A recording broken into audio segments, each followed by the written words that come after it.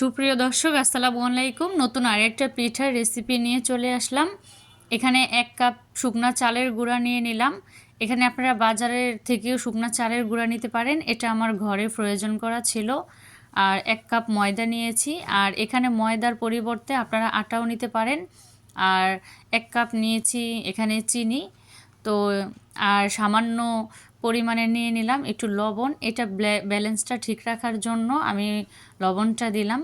আর এখানে 1 কাপ দিয়ে নিলাম তাল, এটা আমার ফ্রিজে প্রয়োজন করা তালের রস ছিল। আমি সারা বছর কিভাবে সংরক্ষণ করে তালের রস আমি রাখি সেটারও একটা ভিডিও আছে আমার চ্যানেলে।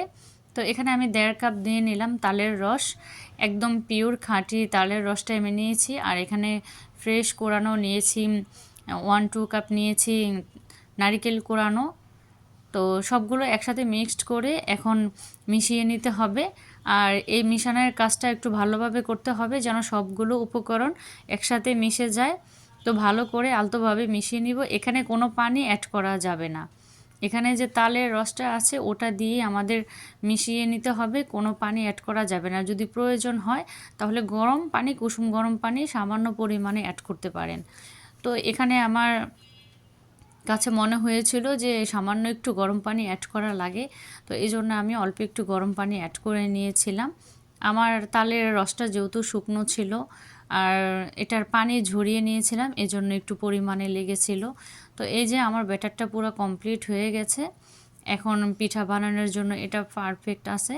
তো এই যে দেখছেন যে পড়তেছে না, এটা ভালোভাবে মিশে আছে। তো এজন্য এটা আমার পারফেক্টভাবে হয়ে গেছে। আপনারা বুঝবেন কিভাবে? যে আমি দেখিয়ে দিচ্ছি তখন বুঝতে পারবেন যে এরকম হলে আপনাদের ডোটা পারফেক্ট হয়েছে।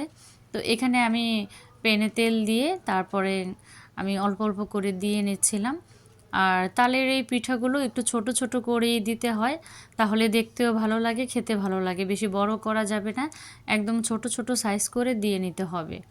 তো আমি অল্প অল্প করে একদম সবগুলোই কি দিয়ে নিব, দিয়ে একদম চূড়ার আঁচটা লো ফ্লেমে রেখে এটাকে ভেজে নিতে হবে। তো একটু ভেজে নিতে হবে চুলার আঁচটা কমিয়ে, কারণ উপরের দিকে ক্রিস্পি হয়ে গেলেও ভিতরে যেন কাঁচা ভাবটা না থাকে।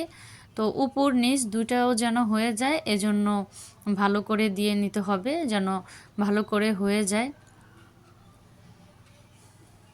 তো এই যে দেওয়া হয়ে গেছে, আমি দিয়ে একদম চুলার আঁচটা কমিয়ে রাখতেছি যেন ভালোভাবে উপর নিচ দুটা পাশই হয়ে যায়।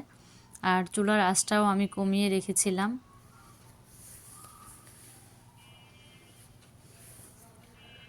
তো ভাজা কমপ্লিট আমার এখানে, প্রায় হালকা ভাজা হয়ে গেছে, আর বেশি ভাজা যাবে না। তো আমার এখানে আমি দুইভাবে বানিয়েছিলাম, আমার এক সাইডেরগুলো একটু বেশি হয়েছে, আরেক সাইডেরগুলো আমার একটু কম হয়েছে। তো দুটো মিলেই ব্যালেন্স ঠিক রাখতে হবে। তো এই যে আমার এখন ভাজা হয়ে গেছে, একদম উপর নিচ দুটোও হয়ে গেছে, এজন্য এখন আমি এগুলোকে তুলে রেখে নিব। তো এই যে আমার অলমোস্ট পিঠাগুলো বানিয়ে নেওয়া হয়ে গেছে। তো আমরা সারা বছর ফ্রিজে তাল সংরক্ষণ করে এভাবে পিঠা বানিয়ে খেতে পারি। আপনারা এভাবে চেষ্টা করবেন বাসায় তাল ফ্রিজে রেখে খাওয়ার জন্য। তো সবাই ভালো থাকবেন, সুস্থ থাকবেন। আসসালামু আলাইকুম।